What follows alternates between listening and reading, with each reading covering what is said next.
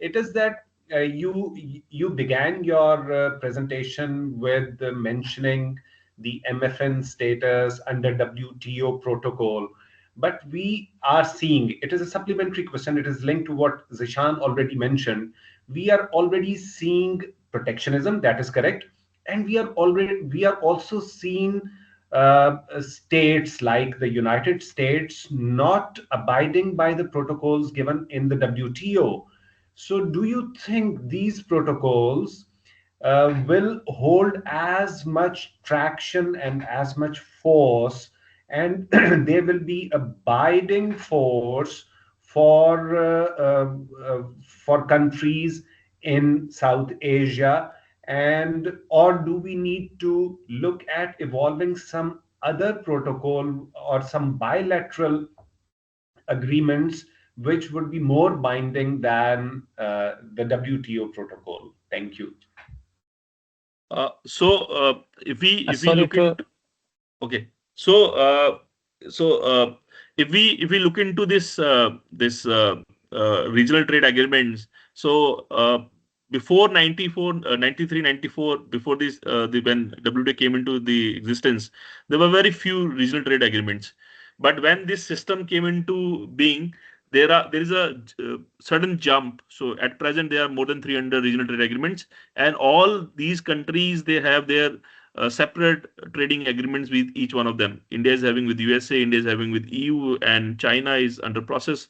We are already in a process, advanced stages of having a free trade agreement with UK. So uh, problem with global trading system is that then what, like in case of MFN, that the benefit which is given to one country, it will be given to everyone. So in order to avoid that, the countries, they have their own trading agreements in which they want to negotiate terms as per their requirements. So it operates like a exception to the trading system. So basically, it says that if we cannot have a frictionless world, we can have frictional reasons, and then we can integrate this reason into a into a global trading system. So ultimate objective is the free global trade, but if we are not able to do it because of there are a lot of concerns, like in case of India, we have a concern about our domestic agriculture, domestic these industry which are primarily associated with agriculture.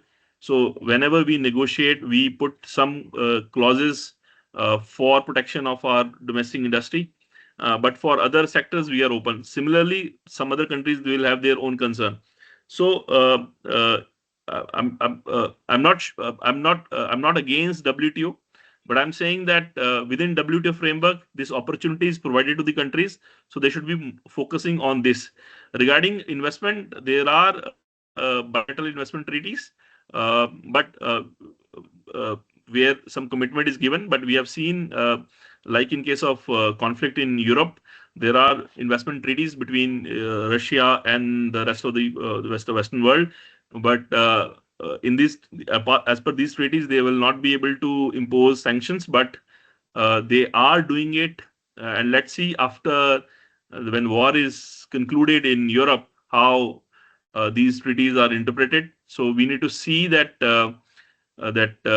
how this treaties are going to interpret it. And uh, that's all from my side regarding this question on MFN. Thank you. Thank you very much, Dr. Raj.